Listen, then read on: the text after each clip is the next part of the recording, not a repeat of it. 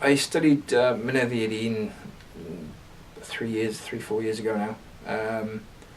Since then I haven't had the opportunity in terms of my timetable to continue that. So that's definitely an avenue I want to explore. I want to continue that again. More for personal reasons than professional. And in terms of ESOL, we're able to sort of impart our knowledge about the sort of vocabulary things rather than sort of the structures of the grammar of Welsh and so on. But certainly vocabulary items they find very useful. But I'd like to further my own knowledge of Welsh as a language. In terms of things like the Swansea barrage, something that I'm going to follow and continue working with the students, so they'll develop the next project and see how that's changing.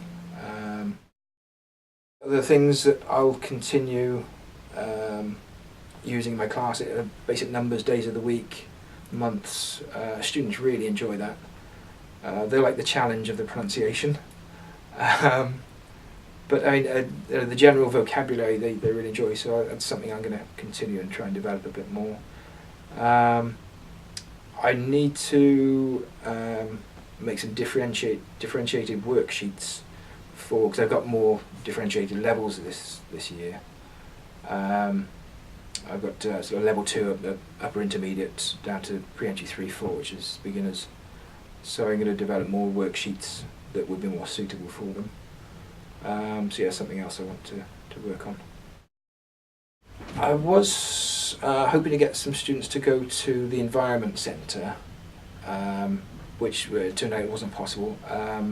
But when I contacted them, they said they would like to come and give a talk to the students. Obviously the majority of that would be English, but I would hope that there would be some signposting there for Welsh. In terms of the ethos of Wales, the history, geography, things like that, I would love to get people in to impart their knowledge to the students.